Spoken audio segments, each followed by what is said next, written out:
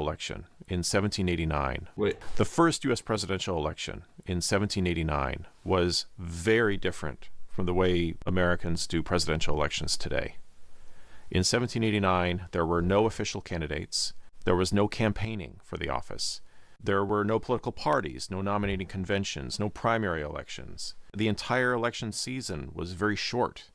And the major issue of this election was the Constitution itself, whether the very system that they were using as the basis for the election, whether they would keep the system. Okay, well, you might be thinking, why were they electing a president for the first time in 1789?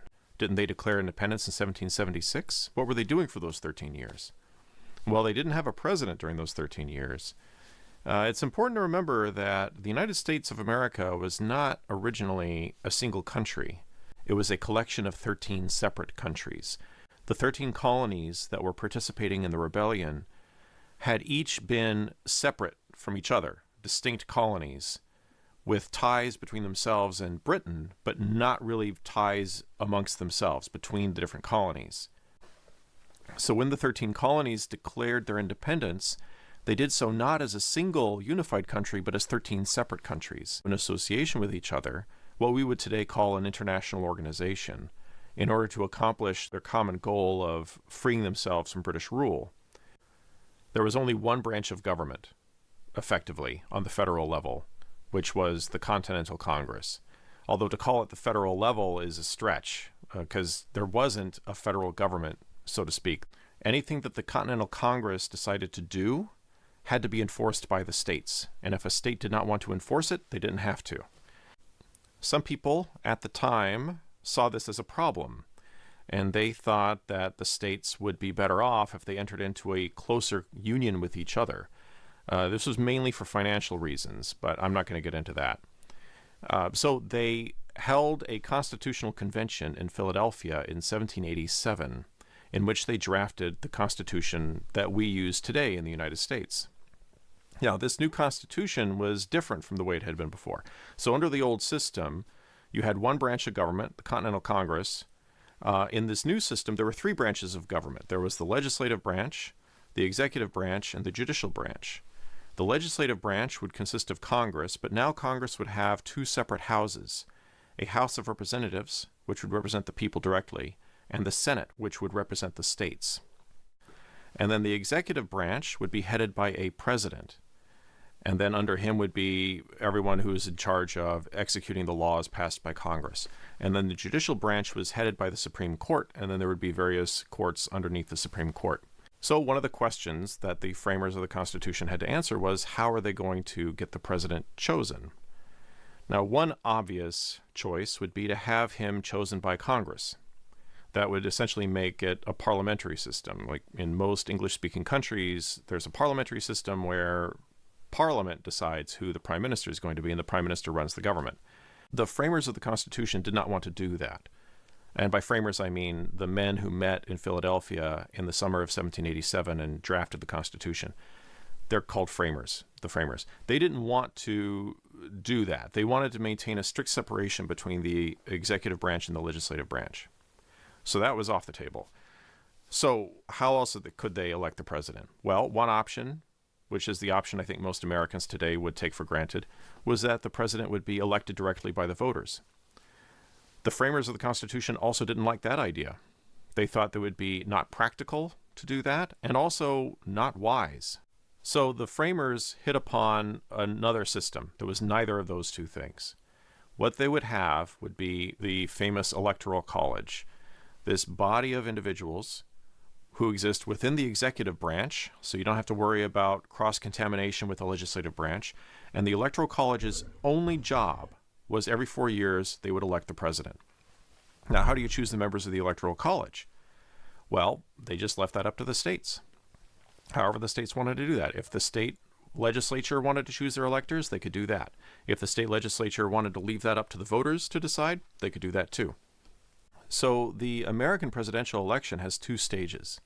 First, you have to choose the electors, and then once the electors are chosen, they choose the president. That's still the system that's used in the U.S. today. And when Americans go to the polls in early November of an election year, they're voting for electors. And then the electors meet, nowadays it's in the middle of December, and they cast their votes for president, and that's the actual election of the president. So what we call election day. Voters elect a slate of electors? Electors elect the president.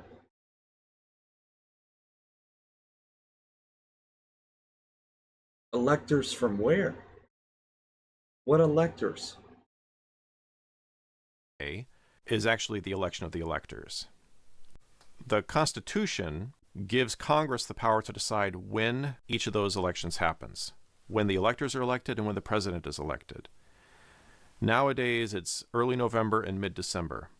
In this first election in 1789, the election of electors happened on January 7th, and then the electors would meet and choose the president on February 4th.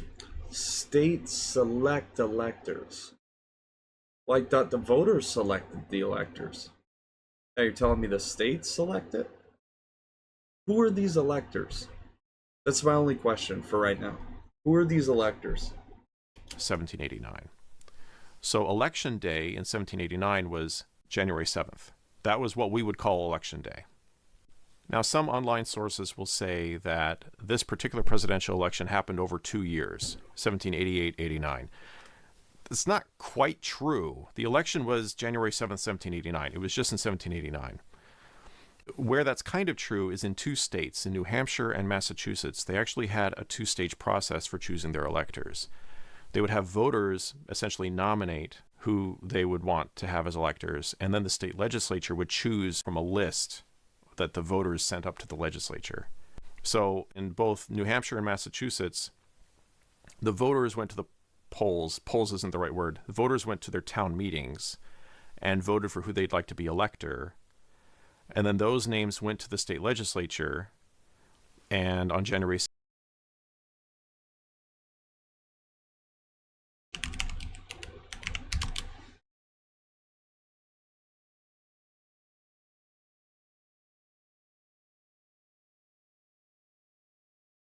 Today, the most common method of choosing electors is by state party convention. Each political party's state convention nominates a slate of electors, and a vote is held. And a vote is held.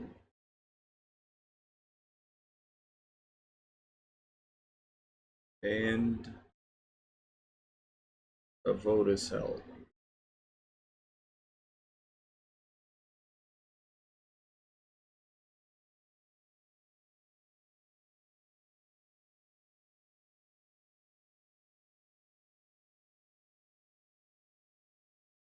And a vote is held at the convention in a smaller number of states. Electors are chosen by a vote of the state party's central committee. Either way, political parties usually choose people whom they want to reward for their service to in support of the party. Electors can be elected officials or party leaders in the state, or people who have some kind of personal or professional connection with the party's candidate.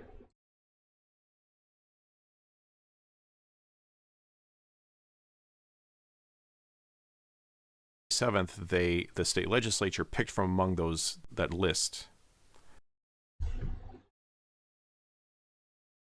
This doesn't make sense. What do you mean I'm voting for someone to vote for me? Or, like, I'm voting for you to vote for what I want you to vote for? What?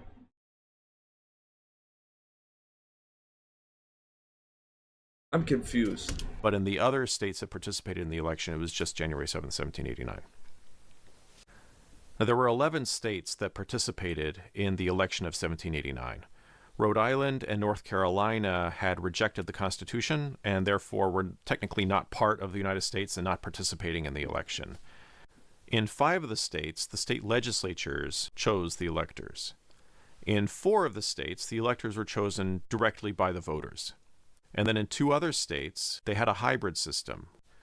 Now let's take a minute and look at the states that did direct. Wait, In what? 5, technically, Rhode Island and North Carolina had rejected the Constitution and therefore were technically not part of the United States and not participating in the election.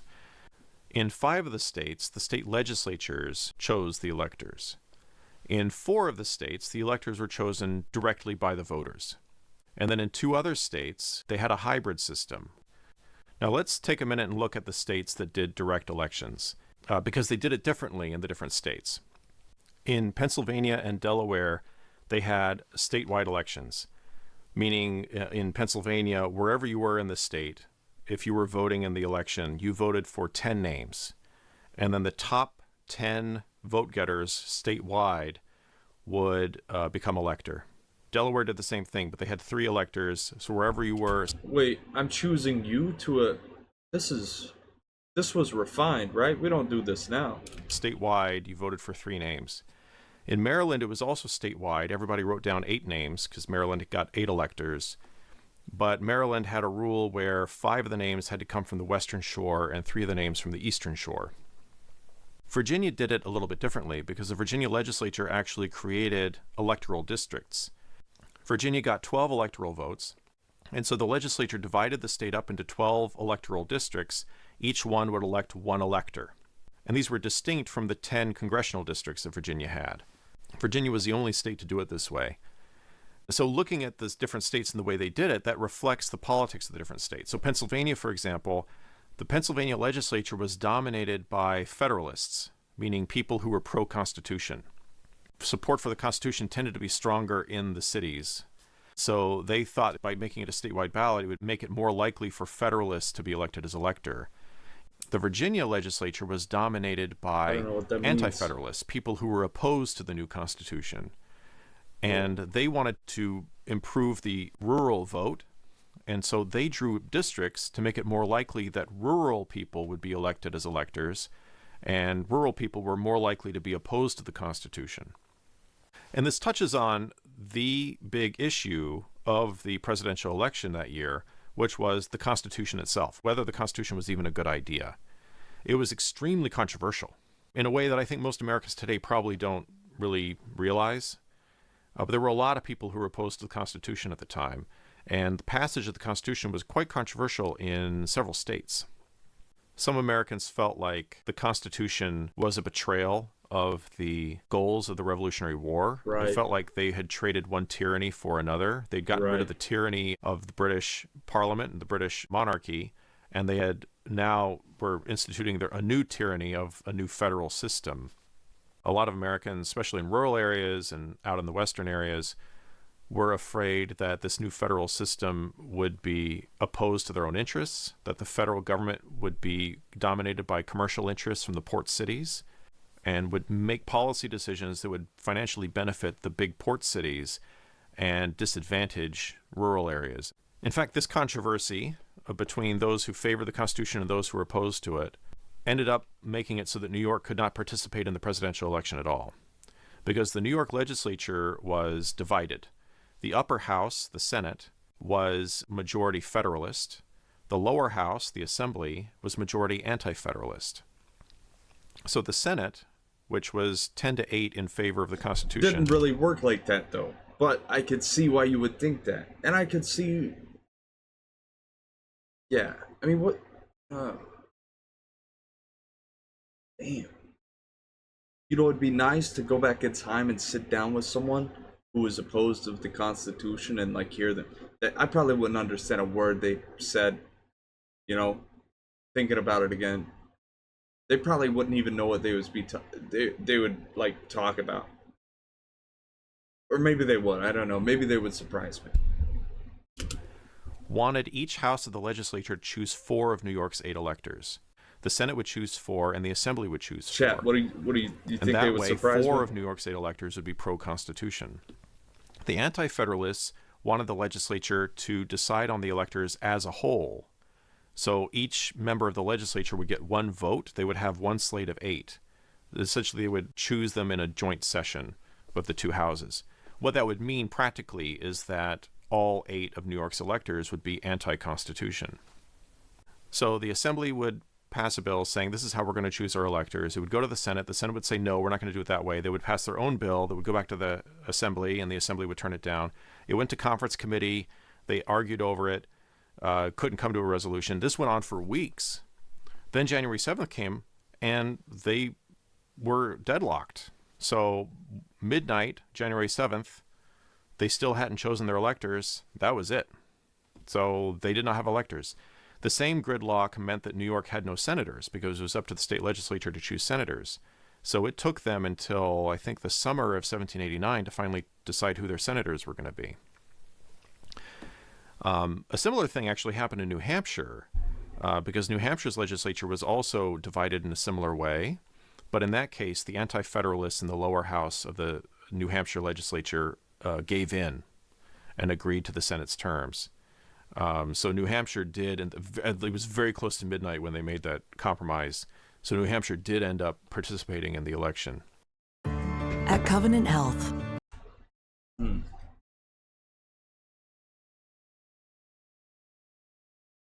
Whether an elector was pro-Constitution or anti-Constitution, what was that about? The Constitution ended up getting approved in these 11 states, but there were a lot of people who were uncomfortable with it. And so what they hoped they could do was get a second convention. That's what they wanted to have. They wanted to get a second constitutional convention that would draft a different constitution that would be more acceptable to the anti-federalists. Barring that, they could, at the very least, get elected to positions within the federal government. What did they want, though? And then, what did they want?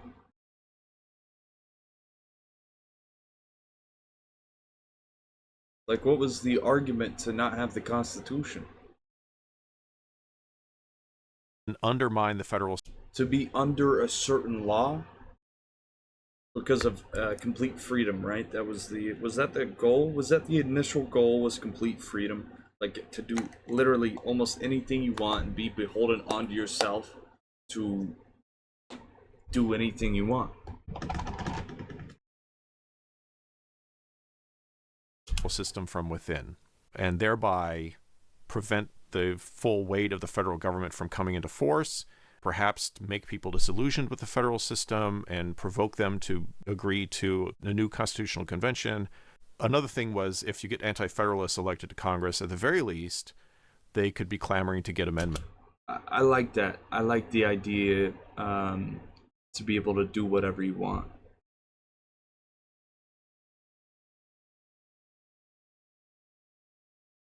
I think we should do everything we can to make that possible. Now, when I say that, obviously, I'm not saying what the fucking worst thing you can think. I'm saying things about just in general. The freedom to be able to access anything you want and be able to read it and to understand it, and the freedom of, which I think the Constitution's also great though, right? Like, I don't think I would be an anti-federalist back then, but you would have to be careful, because I think the Constitution brings up has inalienable rights that any human has, right? So you can't just like capture people forever and just fucking hold them somewhere, right? You can't do that. And a bunch of other stuff.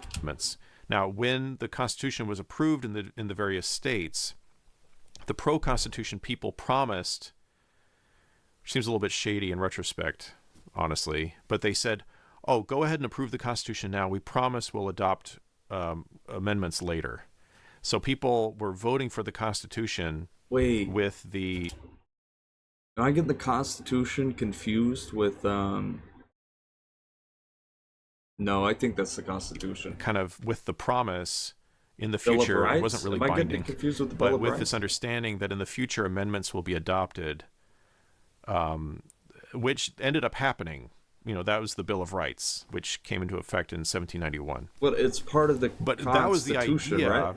Of electing anti-Constitution electors. They were hoping that if you get enough anti-federalists as electors, then they could cause problems for the presidential election.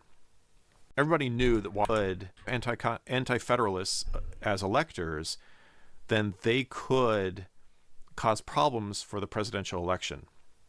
Everybody knew that Washington was going to become president.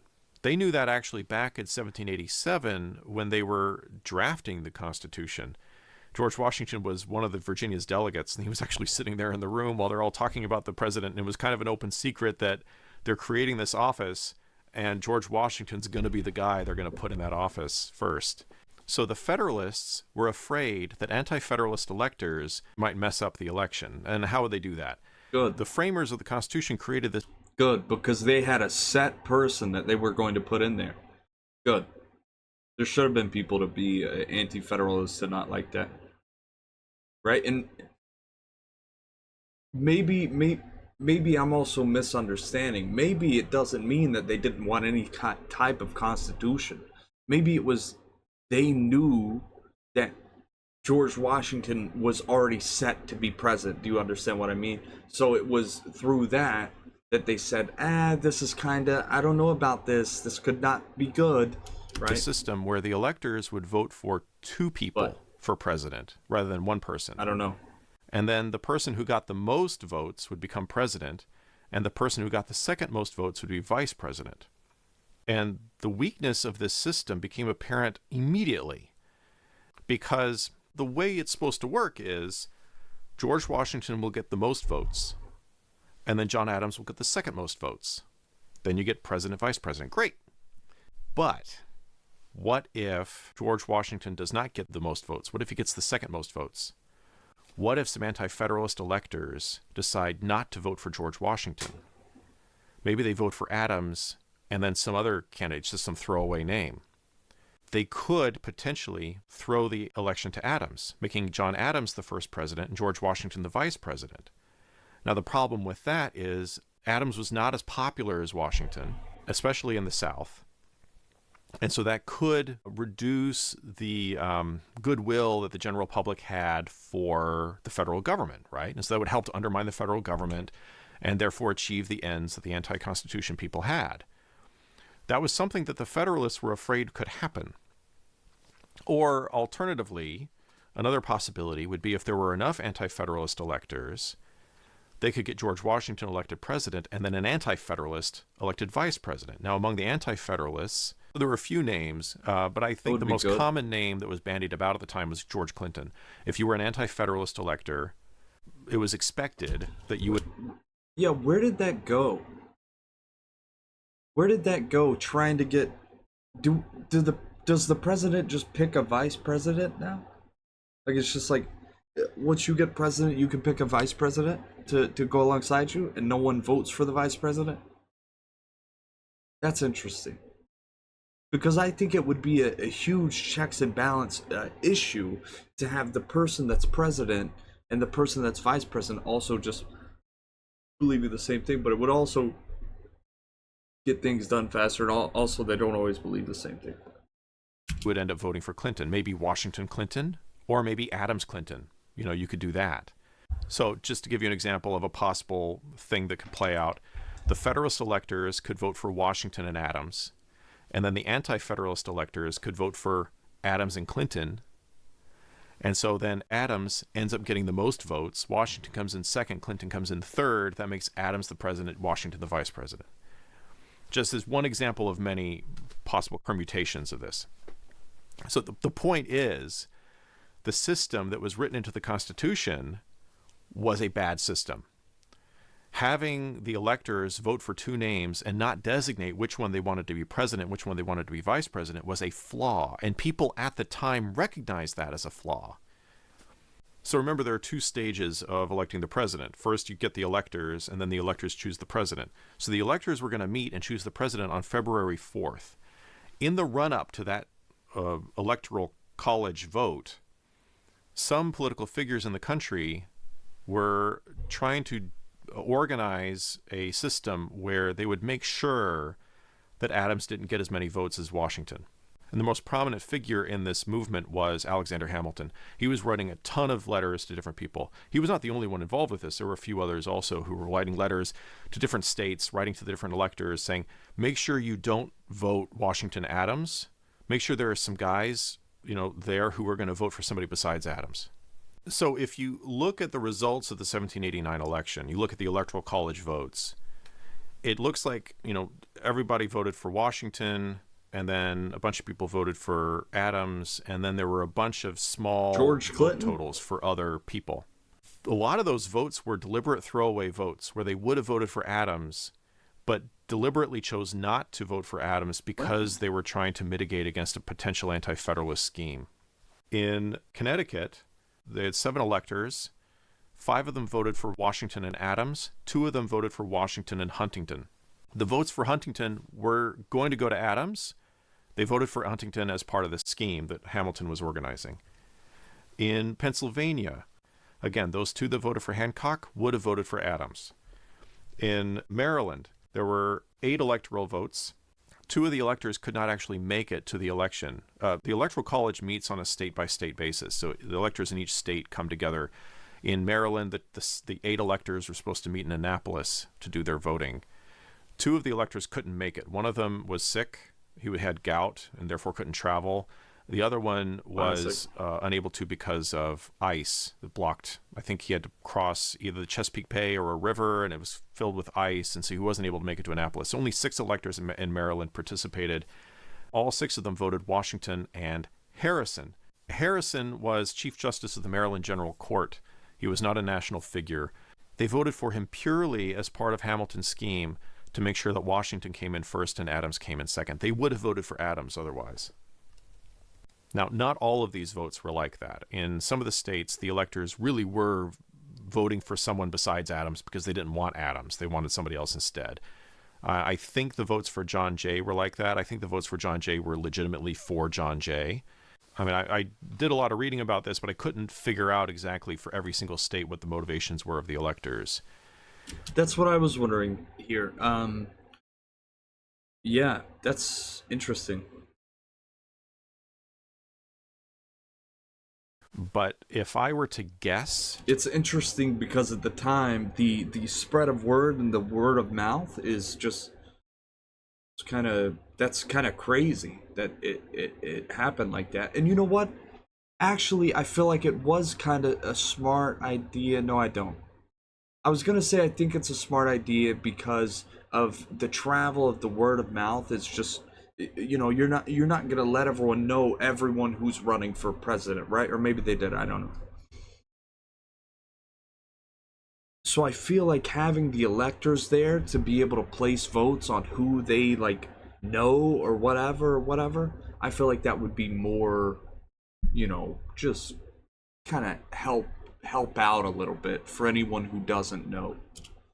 And this is based on incomplete research of the election. I think the election would have looked more like this if there hadn't been so much strategic voting. Now, this setup of the way the electors would vote for president, voting for 2 names and not distinguishing which one you wanted to be president and which one vice president, this continued to be a problem in every presidential election after this until they fixed it. And they finally fixed it in the 12th Amendment, where they said that electors will say which one they're voting for president and which one they're voting for vice president. The election results really hurt John Adams. They didn't name in their ballots who they're voting for as president? What? Which one they're voting for vice president. The election results really hurt John Adams. I mean, he didn't have any expectation of being elected president. He, like everyone else, expected Washington to get the most electoral votes, but he didn't expect to get as few electoral votes as he got. And he felt kind of devastated by that. It's kind of sad because it didn't have to happen that way. They didn't have to worry that the anti-federalists would pull off a scheme, because they didn't. All the fears about anti-federalist shenanigans came to nothing. Washington easily got all 69 electoral votes, and Adams wasn't going to get more than him. There were enough people voting for Hancock and John Jay and Rutledge to prevent Adams from tying with Washington. So it's kind of sad how that worked out. But anyway, those are the election results. George Washington was elected president. John Adams was elected vice president. They both traveled to New York, which was the first seat of the federal government, and were sworn in the spring of 1789 to begin their first terms, respectively. I'd be curious to hear your thoughts on this election. If you're an American, do you think it'd be better or worse to have our elections the way they were back in 1789? If you're not an American, how much better do you think your system is compared to the original American system of 1789? I do plan on doing a follow-up video on the next presidential election, 1792, when George Washington was reelected. So stick around for that. Thanks for watching.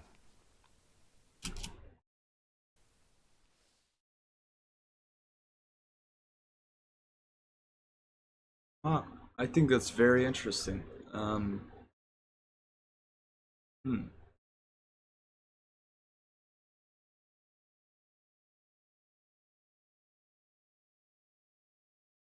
That's very, very interesting. Now, why? I think one of the very important things that I take away from this is that we used to be able to vote for vice presidents, and now that we don't, right? Like we don't vote for vice presidents, right? They pick vice presidents.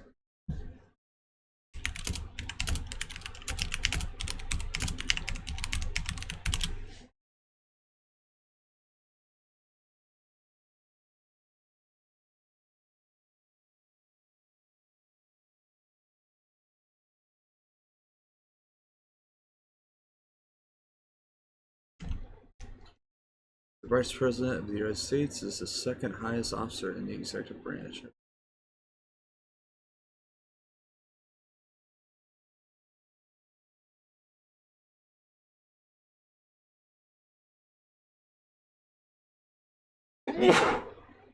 To be constitutionally eligible to serve as the nation's vice president, a person must, according to the 12th Amendment, meet the eligibility requirements to become president, which are stated in Article 2, Section 1, Clause 5. Thus, to serve as vice president, an individual must be a natural born U.S. citizen. No, but this isn't really telling me, but let's look anyway. No nomination here. The vice president candidates of the major national political party are formally selected by each party's quadrennial nominating convention. Following the selection of the party's presidential candidate, the official process is identical to the one by which the presidential candidates are chosen. Oh, with delegates placing the names of candidates into nomination, followed by a ballot in which candidates must receive a majority to secure the party's nomination. In modern practice, a presidential nominee has considerable influence on the decision, and since the mid-20th century, it became the customary for that person to select a preferred running mate. Huh. Wait, so it's different now. Well, you should clarify that this is old news. You should clarify that this is old, this doesn't happen anymore. Or else I could have read that and just left thinking that. In modern practice, the presidential nominee has considerable influence on the decision, and since the mid-20th century, it became customary for that person to select a preferred running mate, who is then nominated and accepted by the convention. Yeah, like, what do you mean by the convention? Prior to Franklin D. Roosevelt, what does that mean, convention? In 1940, only two presidents, Andrew Jackson 1832 and Abraham Lincoln in 1864, had done so. In recent years, with the presidential nomination usually being a foregone conclusion as a result of the primary process, the selection of a vice presidential candidate is often announced prior to the actual balloting for the presidential candidate, and sometimes before the beginning of the convention itself.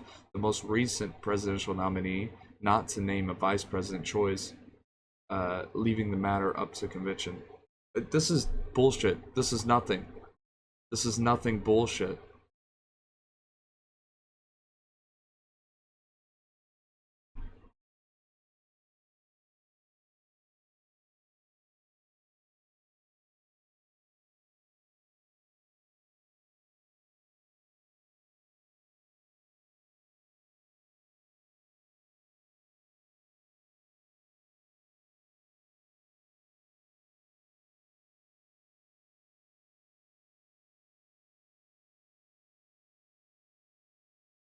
Oh, really? Was it actually like a joke to be vice president?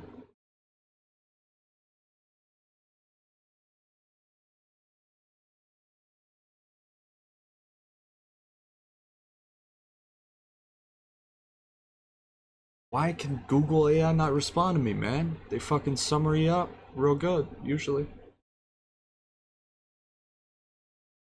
The presidential the president and vice president of the United States campaign together and are elected as a team and not individually following the adoption of the 12th Amendment to the US Constitution. So like the president the president who wants to be president or who's going to be elected picks their running mate and it goes.